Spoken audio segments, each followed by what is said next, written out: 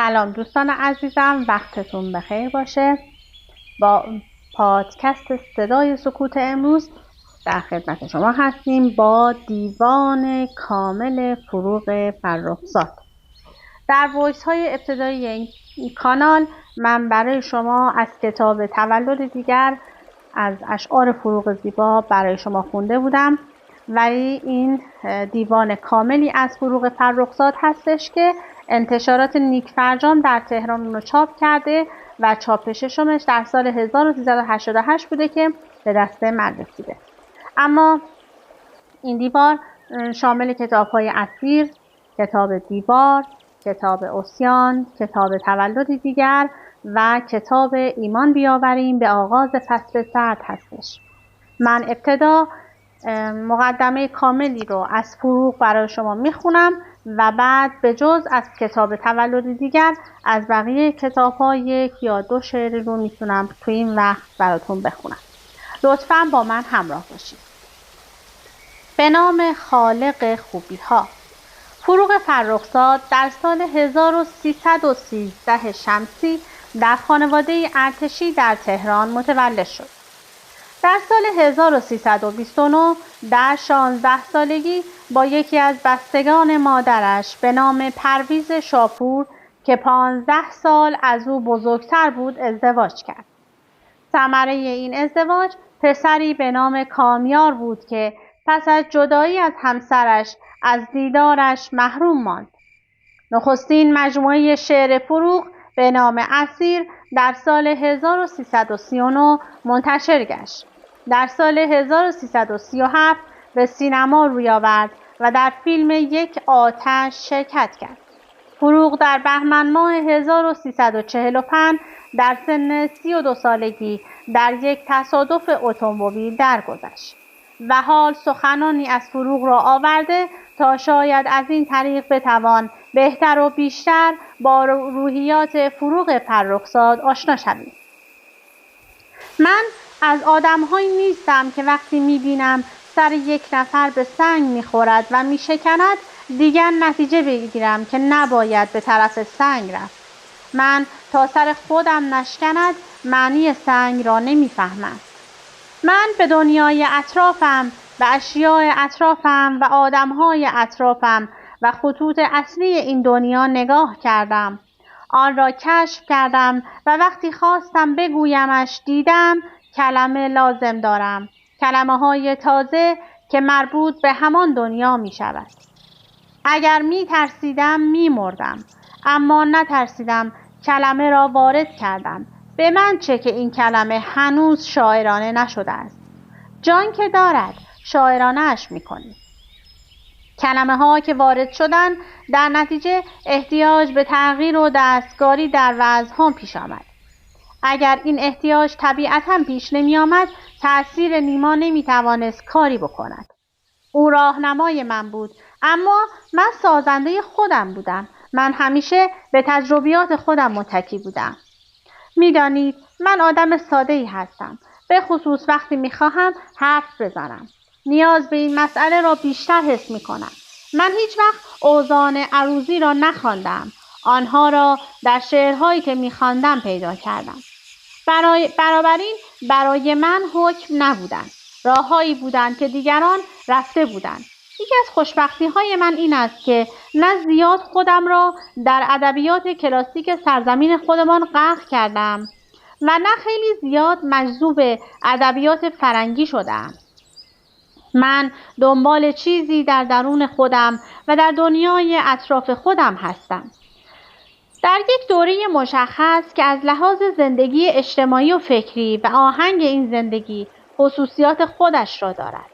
راز کار در این است که این خصوصیات را درک کنیم و بخواهیم این خصوصیات را وارد شعر کنیم. برای من کلمات خیلی مهم هستند. هر کلمه‌ای روحیه خاص خودش را دارد. همینطور اشیا. من به سابقه شعری کلمات و اشیا بی توجهم. به من چه کتاب حال شاعر فارسی زبانی مثلا کلمه انفجار را در شعرش نیاورده است.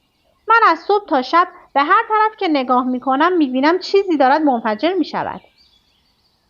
من وقتی شعر بگویم دیگر به خودم که نمیتوانم خیانت کنم. اگر دید امروزی باشد، زبان هم کلمات خودش را پیدا می کند و هماهنگی در این کلمات را. و وقتی زبان ساخته و یک دست و صمیمی شد، وزن خودش را به خودش می آورد و به من وزنهای متداول تحمیل می کند. من جمله را به ساده ترین شکلی که در مغزم ساخته می شود به روی کاغذ می آورم و وزن مثل نخی است که از میان این کلمات رد شده، بی آنکه دیده شود. فقط آنها را حفظ می کند و نمی گذارد بیفتند. اگر کلمه انفجار در وزن می گنجد و مثلا ایجاد سکته می کند، بسیار خوب. این سکته مثل گرهی است در این نخ، با گره های دیگر می شود اصل گره را هم وارد وزن شعر کرد و از مجموع گره ها یک جور هم شکلی و هماهنگی به وجود آورد. مگر نیما این کار را نکرده؟ به نظر من حالا دیگر دوره قربانی کردن مفاهیم به خاطر احترام گذاشتن به وزن گذشته است. در زبان فارسی وزن‌هایی هست که شدت و ضربه‌های کمتری دارند و به آهنگ گفتگو نزدیکترند. همانها را می شود گرفت و گسترش داد. عیب کار من در این است که هنوز همه آنچه را که می خواهم بگویم نمی توانم بگویم. من تنبل هستم. خیلی تنبل هستم.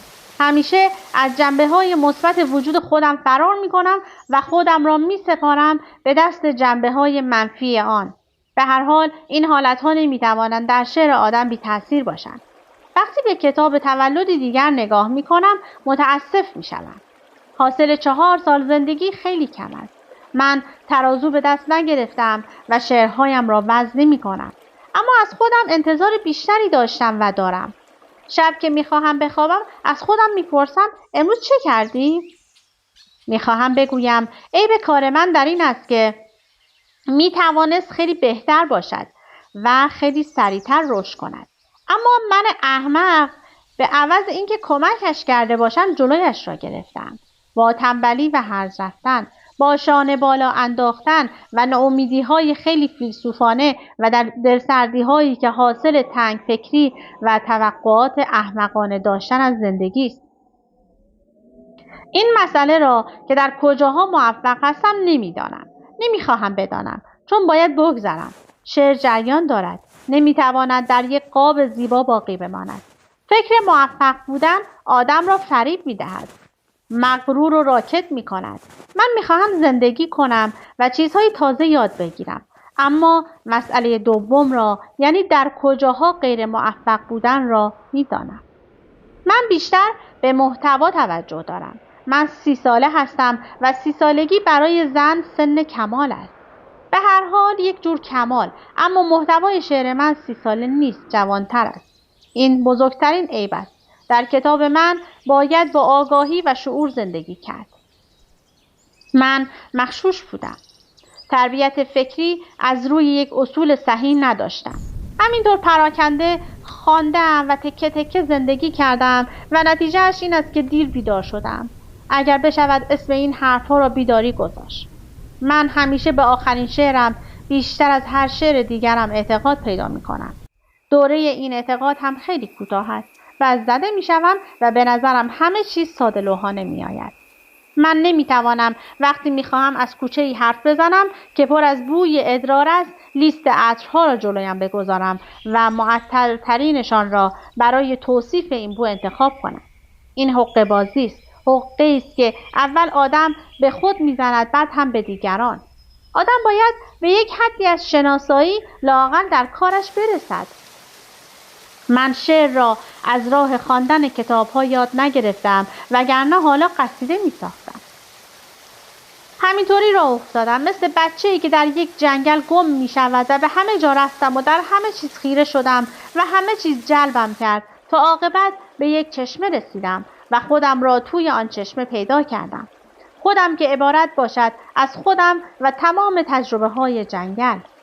حالا شعر برای من یک مسئله جدی است. مسئولیتی است که در مقابل وجود خودم احساس می‌کنم. یک جور جوابی است که باید به زندگی خودم بدهم. من همانقدر به شعر احترام می‌گذارم که یک آدم مذهبی به مذهبش. فکر می‌کنم نمی‌شود فقط به استعداد تکیه کرد. گفتن یک شعر خوب همانقدر سخت است و همانقدر دقت و کار و زحمت می‌خواهد که یک کشف علمی به یک چیز دیگر هم معتقدم و آن شاعر بودن در تمام لحظه‌های زندگی است. شاعر بودن یعنی انسان بودن. بعضی‌ها را می‌شناسم که رفتار روزانه‌شان هیچ ربطی به شعرشان ندارد. یعنی فقط وقتی شعر می‌گویند شاعر هستند. بعد تمام می‌شود 2 مرتبه می‌شوند یک آدم حریص شکموی ظالم تنگ فکر بدبخت حسود حقیر. خب من حرفای این آدم‌ها را قبول ندارم. من به زندگی بیشتر اهمیت می‌دهم و وقتی این آقایان مشت‌هایشان را گره می‌کنند و فریاد راه می‌اندازند، یعنی در شعرها و مقاله‌هایشان، من نفرتم می‌گیرد و باورم نمی‌شود که راست می‌گویند. میگویم نکند فقط برای یک بشقاب پلو است که دارن داد میزنن. بگذارید. فکر میکنم کسی که کار هنری میکند باید اول خودش را بسازد و کامل کند. بعد از خودش بیرون بیاید و به خودش مثل یک واحد از هستی و وجود نگاه کند تا بتواند به تمام دریافتها، فکرها و حسهایش یک حالت عمومیت بخشد. اما با همدیگه اشعار زیبای فروغ رو شروع میکنیم. از کتاب اسیر و از شعر از دوست داشتن. امشب از آسمان دیده تو روی شعرم ستاره میبارد. در سکوت سفید کاغذها پنجه هایم جرقه میکارد. شعر دیوانه تبالودم شرمگین از شیار خواهش ها پیکرش را دوباره می سوزد. آتش جاودان آتش ها. آری آغاز دوست داشتن است گرچه پایان راه ناپیداست. من به پایان دگر نیندیشم که همین دوست داشتن زیباست. از سیاهی چرا حذر کردن؟ شب پر از قطره های الماس است. آنچه از شب به جای میماند عطر سکرآور گل یاس است. آه بگذار گم شوم در تو، کس نیابد ز من نشانه من. روح سوزان آه مرطوبت بوزد بر تن ترانه من. آه بگذار زین دریچه باز خفته در پرنیان رویاها با پر روشنی سفر گیرم بگذرم از حصار دنیاها. دانی از زندگی چه میخواهم؟ من تو باشم، تو پای تا سر تو. زندگی گر 1000 باره بود بار دیگر تو، بار دیگر تو. آنچه در من نهفته دریایی کی توان نهفتنم باشد؟ با تو زین سهمگین طوفان کاش یارای گفتنم باشد. بس که لبریزم از تو میخواهم بدوم در میان صحراها. سر بکوبم به سنگ کوهستان، تن بکوبم به موج دریاها. بس که لبریزم از تو میخواهم چون غباری ز خود فرو ریزم. زیر پای تو سر نهم آرام، به سبک سایه تو، به سبک سایه تو آویزم. آری آغاز دوست داشتن است گرچه پایان راه ناپیداست. من به پایان دگر نیندیشم که همین دوست داشتن زیباست. نام شعر بعدی در برابر خدا هستش. از تنگنای محبس تاریکی، از منجلاب تیره این دنیا، بانگ پر از نیاز مرا بشنو. آه ای خدای قادر بی همتا. یک دم ز گرد پیکر من بشکاف این حجاب سیاهی را. شاید درون سینه من بینی این مایه گناه و تباهی را. دل نیست این دلی که به من دادی، در خون تپیده، آه رهایش کن. یا خالی از هوا و هوس دارش، یا پایبند مهر و وفایش کن. تنها تو آگهی و تو میدانی اسرار آن خطای نخستین را. تنها تو قادری که ببخشایی بر روح من صفای نخستین را. آه ای خدا، چگونه تو را گویم که از جسم خویش خسته و بیزارم. هر شب بر آستان جلال تو گویی امید جسم دگر دارم. از دیدگان روشن من بستان شوق به سوی غیر دویدن را. لطفی کن ای خدا و بیاموزش از برق چشم غیر رمیدن را. عشقی به من بده که مرا سازد همچو فرشتگان بهشت تو. یاری به من بده که در او بینم یک گوشه از صفای سرشت تو. یک شب ز لوح خاطر من بزدای تصویر عشق و نقش فریبش را. خواهم به انتقام جفاکاری در عشق تازه فتح رقیبش را. آهی خدا که دست توانایت بنیان نهاد عالم هستی را. بنمای روی و از دل من بستان شوق گناه و نقش پرستی را. راضی مشو که بنده ناچیزی عاصی شود به غیر تو روی آرد. راضی مشو که سیل سرشکش را در پای جامه باده فرو بارد. از تنگنای محبس تاریکی از منجلاب تیره این دنیا بانگ پر از نیاز مرا بشنو. آه ای خدای قادر بی‌حد. اهواز اردیبهشت 1334. اما نام شعر بعدی رو که میخوام بخونم از کتاب دیوار هستش به نام قربانی. امشب بر آستان جلال تو آشفتم ز وسوسه الهام. جانم از این تلاش به تنگ آمد ای شعر ای الهه خوناشام. دیدی کان سرود خدایی را در گوش من به مهر نمیخوانی. دانم که باز تشنه خون هستی اما بس است این همه قربانی. خوش غافلی که از سر خودخواهی با بندت به قهر چه ها کردی. چون مهر خویش در دلش افکندی او را ز هر چه داشت جدا کردی. دردا که تا به روی تو خندیدم در رنج من نشستی و کوشیدی. اشکم چو رنگ خون شقایق شد آن را به جام کردی و نوشیدی. چون نام خود به پای تو افکندیم به دامن دام ننگ. آه ای اله کیست که میکوبد آینه امید مرا بر سنگ. در عطر بوسه های گناه آلود رویای آتشین تو را دیدم. همراه با نوای غمی شیرین در معبد سکوت تو رقصیدم.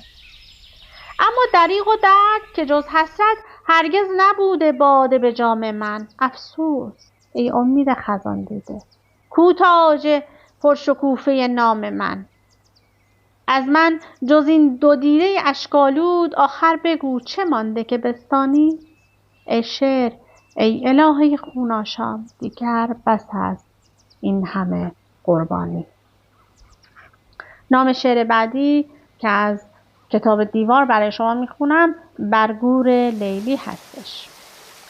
آخر گشوده شد ز هم آن پرده های راز. آخر مرا شناختی ای چشم آشنا.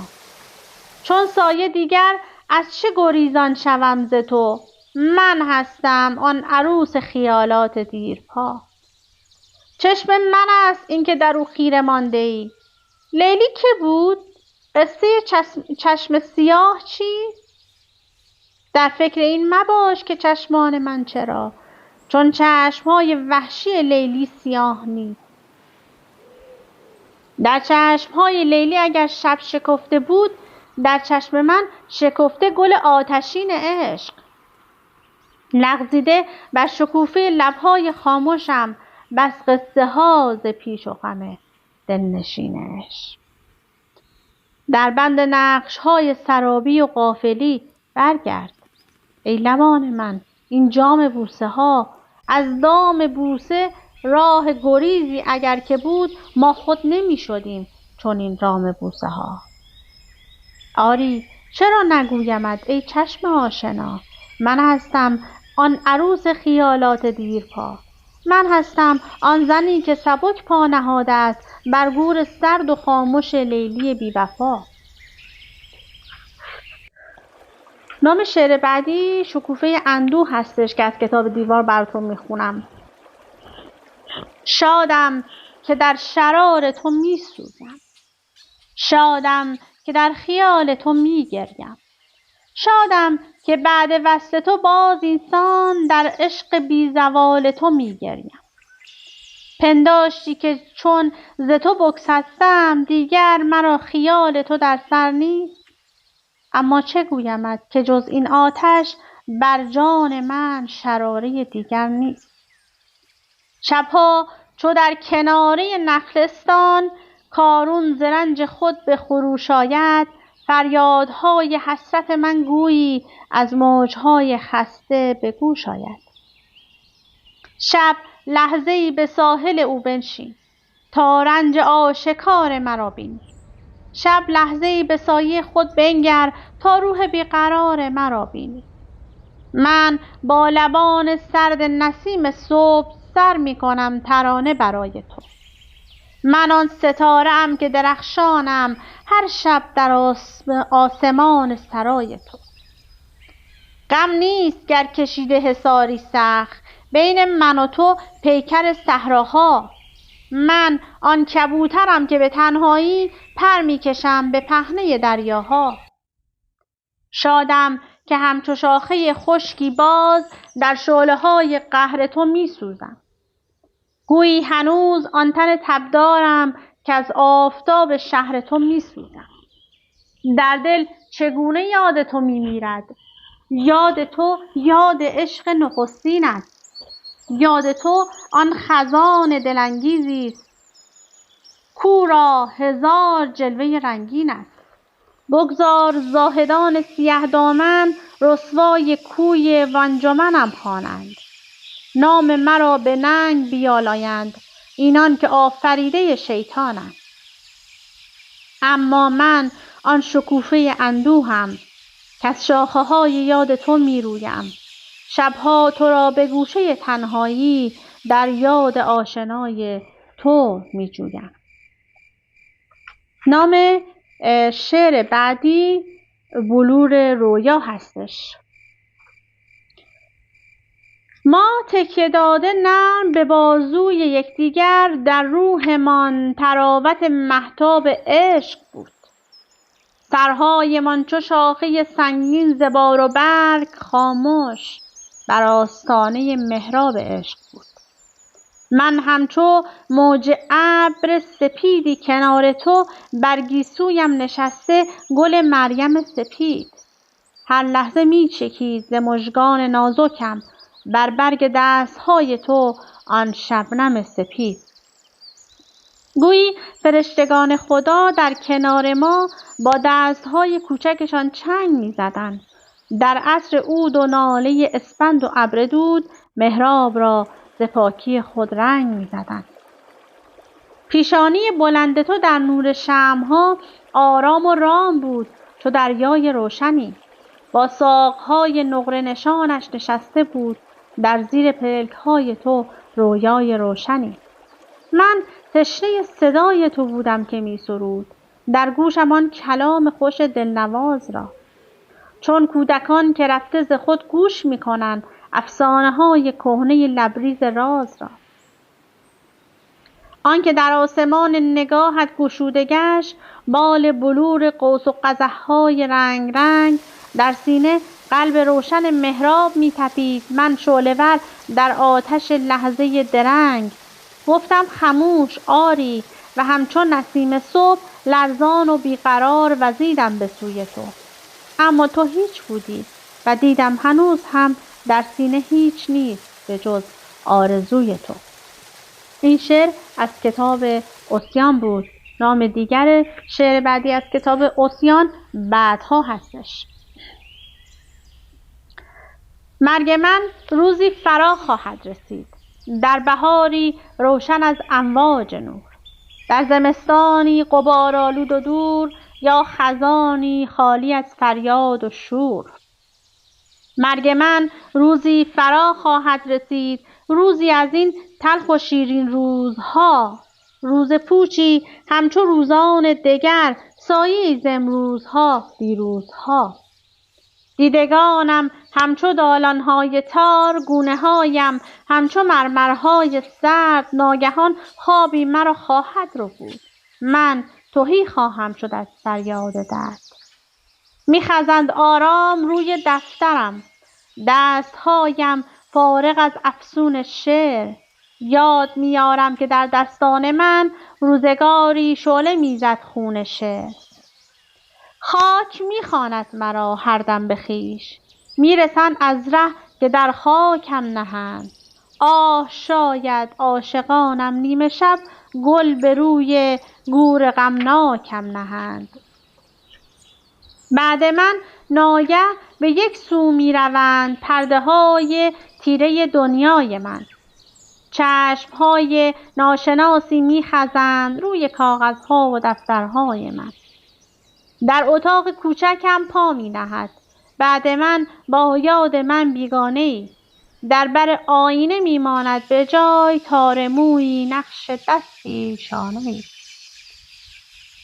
می‌رهم از خویش و می‌مانم ز خویش، هرچه بر جا مانده ویران می‌شود. روح من چون بادبان قایقی در افق‌ها دور و پنهان می‌شود.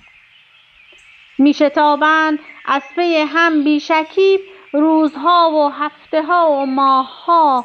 چشم تو در انتظار نامه‌ای خیره می‌ماند به چشم راه‌ها. لیک دیگر پیکر سرد مرا می‌فشارد خاک دامنگیر خاک. بی تو دور از ضربه‌های قلب تو، قلب من می‌پوسد آنجا زیر خاک. بعدها نام مرا باران و باد نرم می‌شویند از رخسار سنگ. گور من گمنام می‌ماند به راه، فارغ از افسانه‌های نام و ننگ. از کتاب تولدی دیگر براتون نمیخونم، چون در وایس‌های ابتدایی این کانال چندین شعر رو برای شما خوندم. میریم به کتاب آخر، ایمان بیاوریم به آغاز فصل سرد، که از این کتاب هم میتونم شعر ایمان بیاوریم به آغاز فصل سرد رو مقداری براتون بخونم، چون این شعر خیلی طولانی هستش.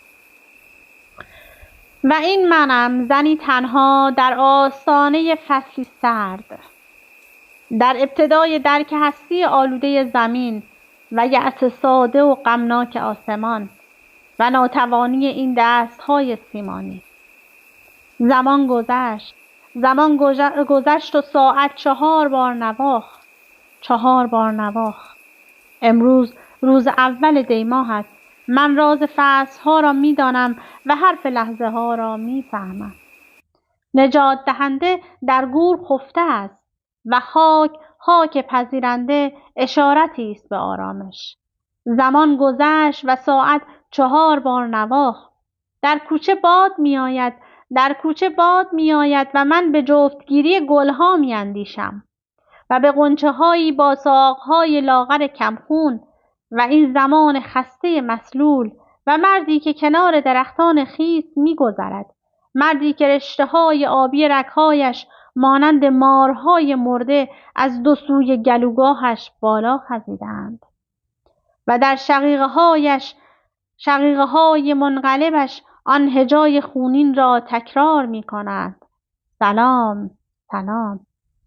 و من به جفتگیری گل‌ها می‌اندیشم در آستانه فصلی سرد، در محفل عزای آینه‌ها و اجتماع سوگوار تجربه‌های پریده رنگ و این غروب بارور شده از دانش سکوت. چگونه می‌شود به آن کسی که می‌رود انسان صبور، سنگین، سرگردان فرمان ایستاد؟ چگونه می‌شود به مرد گفت که او زنده نیست؟ او هیچ وقت زنده نبوده است. در کوچه باد می‌آید. کلاغ‌های منفرد انزوا در پاغ‌های پیر کسالت می‌چرخند و نردبان چه ارتفاع حقیری دارد. آنها تمام ساده‌لوحی قبر را با خود به قصر قصه ها بردند و اکنون دیگر دیگر چگونه یک نفر به رقص برخواهد خاست و گیسوان کودکیش را در آبهای جاری خواهد ریخت و سیب را که سرانجام چیده است و بویده است در زیر پا لگد خواهد کرد؟ ای یار، ای یگانه ترین بار، چه ابرهای سیاهی در انتظار روز مهمانی خورشیدند. انگار در مسیری از تجسم پرواز بود که یک روز آن پرنده نمایان شد. انگار از خطوط سبز تخیل بودند آن برگ‌های تازه که در شهوت نسیم نفس می‌زدند. انگار آن شعله بنفش که در ذهن پاک پنجره‌ها می‌سوخت چیزی به جز تصور معصومیت چرا نبود. این شعر خیلی طولانی هستش و من آخرین شعر رو از کتاب ایمان بیاوریم به آغاز فصل سرد که بسیار هم معروف هستش به نام پرنده مردنی است رو میخونم. دلم گرفته است به ایوان میروم و انگشتانم را بر پوست کشیده شب میکشم. چراغ‌های رابطه تاریکند. کسی مرا به آفتاب معرفی نخواهد کرد. کسی مرا به میهمانی گنجش‌ها نخواهد برد. پرواز را به خاطر بسپار. پرنده مردنی است. امیدوارم که از دیوان کامل و اندکی شعر از کتاب‌های متفاوت و متنوع فروغ فرخزاد خوشتون اومده باشه و دوست داشته باشید. از اینکه با من همراه بودید سپاسگزارم. تا وایس بعدی، خدا نگهدارتون.